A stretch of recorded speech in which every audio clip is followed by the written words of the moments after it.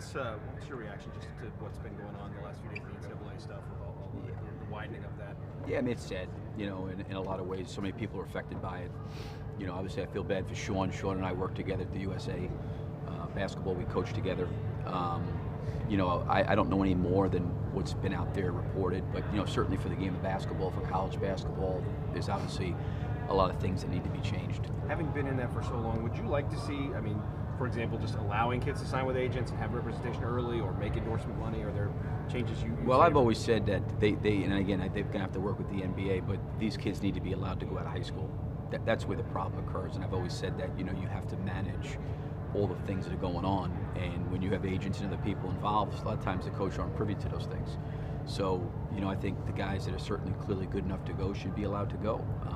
Guys that want to go to college should go to college, but certainly there needs to be an overhaul of what they're doing, because it's certainly the way it looks has gotten really out of hand. As you know, Billy, that's not exactly an organization, the NCAA, that's quick to change, but do you think that a situation like this may be kind of the tipping point that's needed to enact the reforms that I think we all probably agree are necessary? Well, I think that the NCAA's biggest problem or complaint over the years has always been that they don't have the jurisdiction or the authority to investigate like the FBI does.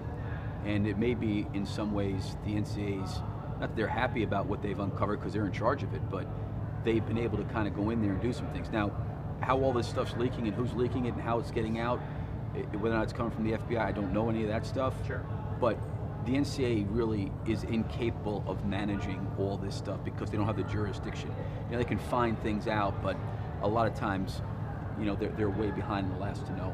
But in some ways, it seems like they've kind of needed maybe a shove in the direction of actually doing this stuff as opposed to keeping it the same. Do you think that this might? Yeah, no, I definitely think. It pushes it over. Yes, I think there's going to have to be certainly significant change, and I think that everybody realizes that. Is that part of perhaps the attraction? Maybe coaching the NBA, you have to deal with all that. Well, again, one of the things that's hard is that when you have really good players that are guys that are potential NBA players, it's really hard to monitor what's going on away from your building. You can't keep track of them 24 hours a day. And I also understand the agents have a job to do. There's nothing illegal about an agent sitting down and meeting with a player. Obviously, it crosses the line when there's meals or benefits that are been given away. But it's challenging. And I think that some of the stuff you just don't have control over. Obviously, the stuff where coaches are going and crossing the line, that's obviously a problem. Do you sleep better? Do I sleep better? Yeah. I'm always worried about our team, whatever team you're coaching, you know what I mean? So, but you, on this level, you can worry about basketball. Yeah, there's no question. There's a lot of other things that are out of your control that you are responsible for. There's no question about that. But, I love the game of basketball.